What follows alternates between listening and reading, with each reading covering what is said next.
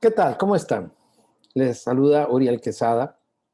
Para este lunes de leer, voy a seguir en la nota de la semana pasada de libros importantes, de autores que admiré mucho, que todavía admiro, aunque tal vez ya no los estoy leyendo. Bueno, uno de esos autores es el japonés Yukio Mishima.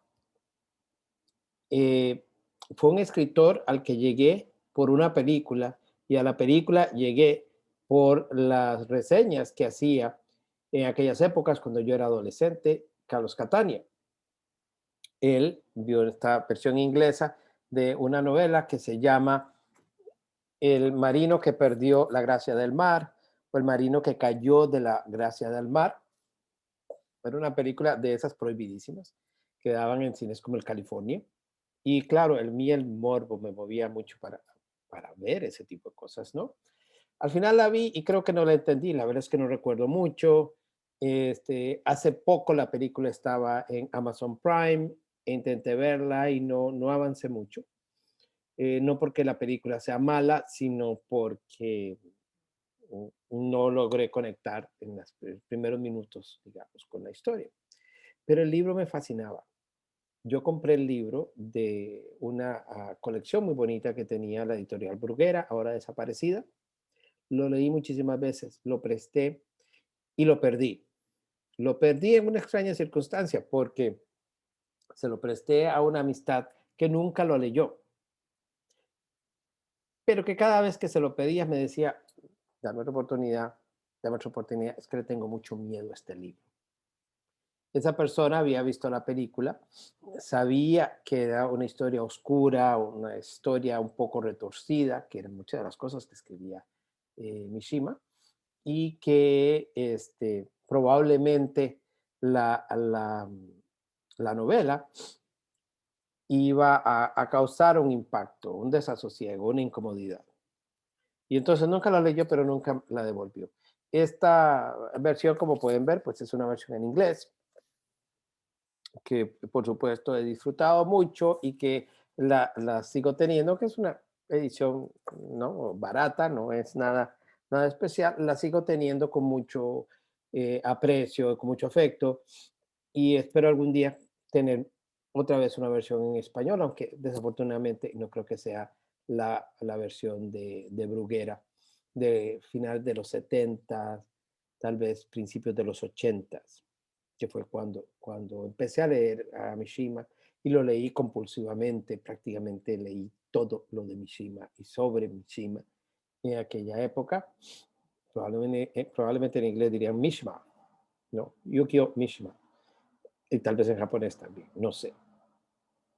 Eh, pero eh, otras cosas que tenía Mishima también las perdí. Tenía su tetralogía que publicó Luis de Caralt, que es una editorial también desaparecida, y hace no mucho tiempo leí que Luis de Caralt era simpatizante de Franco en España, era un poquito fascista, pero no me consta, yo no sé nada de la vida de este editor, excepto que publicaba versiones de Mishima, tal vez no las mejores.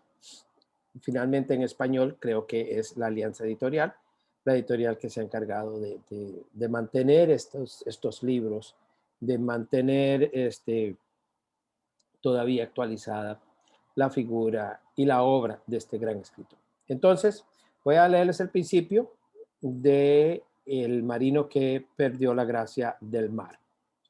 Y esa novela dice así: que duermas bien, cariño. La madre de Noboru salió del cuarto del chico y cerró la puerta con llave. ¿Cuál sería su reacción en caso de un incendio?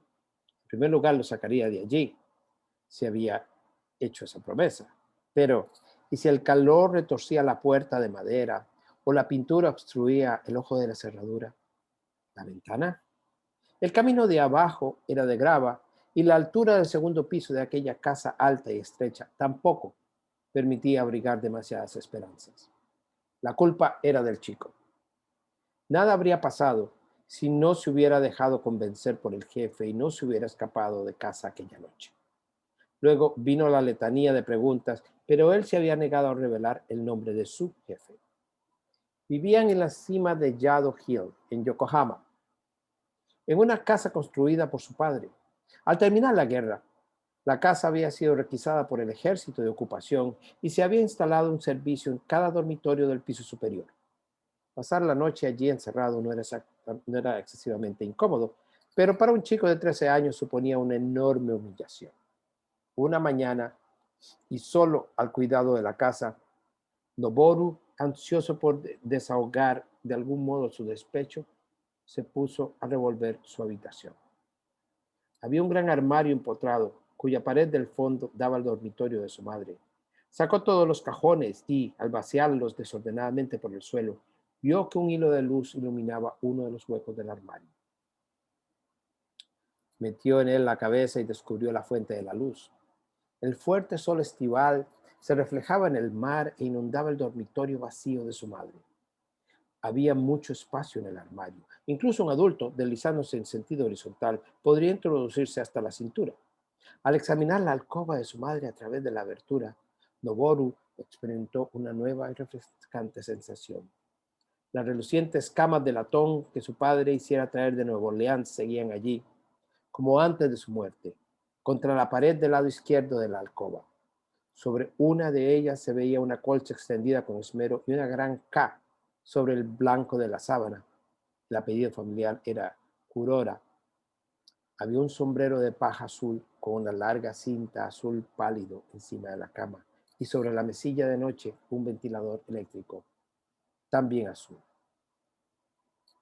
Bueno, esta es una breve pincelada de lo que es esta novela. Es una novela corta y una novela extraordinaria. Que pasen una bonita semana.